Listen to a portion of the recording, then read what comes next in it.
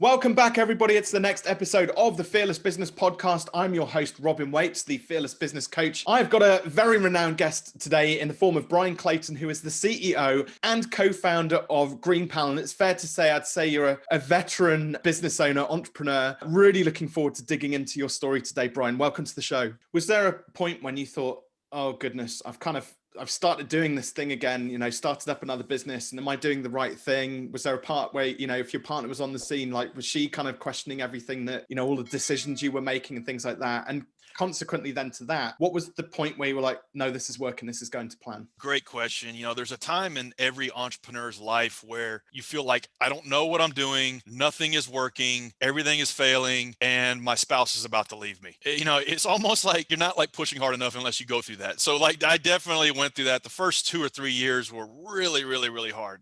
It was very much an exercise in faith. And there was never any like one moment where it was like, we just broke out and everything became easy. It's very much over an 8-year, 9-year period of time. It's been like what Jim Collins calls a 20-mile march. It's just slow incremental progress. To use soccer or football as an example, like there's no long ball. It's very much like slow build up from the back. And that's how it unfolded for us, but there were little moments, there were little glimmers, and we celebrated those. We focused on one thing in the early days, and even to this day, is transactions per week. And in the first year, we wanted to do 100 transactions a week, and we ended the year and it was like 50 and 57, I think. And half of them were my friends and family. But in year 2, I'll never forget, there was a Saturday, we were both working, and I think something like 33 people had signed up for the product. And a big moment here, I didn't know who any of them were. And so I took that to mean like, wow, you mean I can market this service, market this product, market this marketplace at will and not have to like hustle up people with hand-to-hand combat style. And I thought, if I get 33, I know I can get 100. If I get 100, I can get 1,000. If I get 1,000, I get 10,000. And that's how it's unfolded for us. So we've celebrated the small wins, made goals that weren't easy, but achievable, and just kept at it. I'm a very big fan of like very specific goals. I love numbers. Like that's my thing. I'm the pricing guy. I love kind of setting out a goal of, if you're going to make $100,000 a year business, reverse engineer that. It's one client at 100K. It's 10 clients at 10K. It's 100 clients at 1,000K, 1K. Clear and specific measurable goals, I think, is super important. And it gives you like stepping stones as well. Whether you've hit it or fallen short or what you've got to do to move forward. So I think that's such a great tip that not just a startup founder, but any coach or consultant or freelancer can take on board. I think most people, it's fair to say, set up a business and they kind of blindly just go about,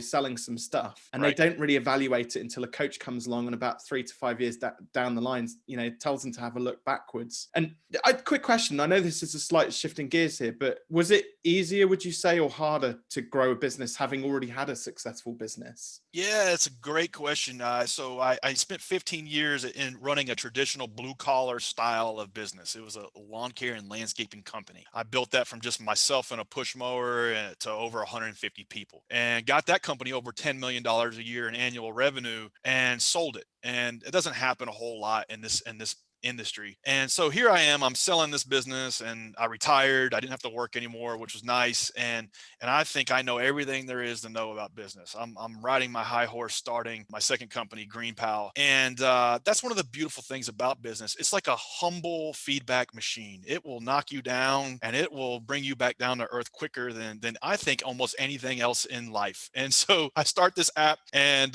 quickly I'm confronted with the reality of like, whoa, this is a lot harder than I thought it was going to be. What I didn't understand or didn't know was that there's a big difference between like building a traditional type of business, construction company, a restaurant, an online store that sells merchandise. That's a known kind of path. There's a whole nother order of magnitude more difficulty with inventing a new product from scratch that does not yet exist in the world. And so it's kind of like here, in the first type of business, you're working really hard, you're trying to get it going, and you're hustling it up. And then the second bit, you're doing all of that, but also you kind of see the world a little differently, and you see a version of the future that does not yet exist, and you're kind of trying to build like the product to get there. And there's no known roadmap. There's no known like way to do it. You're just kind of slowly like going from failure to failure without a loss of enthusiasm, and just figuring it out as you go. And so for us, like that was something I didn't really understand until we got in there year 1, year 2, year 3. It's like, holy crap, this is a lot harder than I thought it was going to be. But we didn't give up. That was the way we got something going, was just to not give up and celebrated the small little victories and kept going.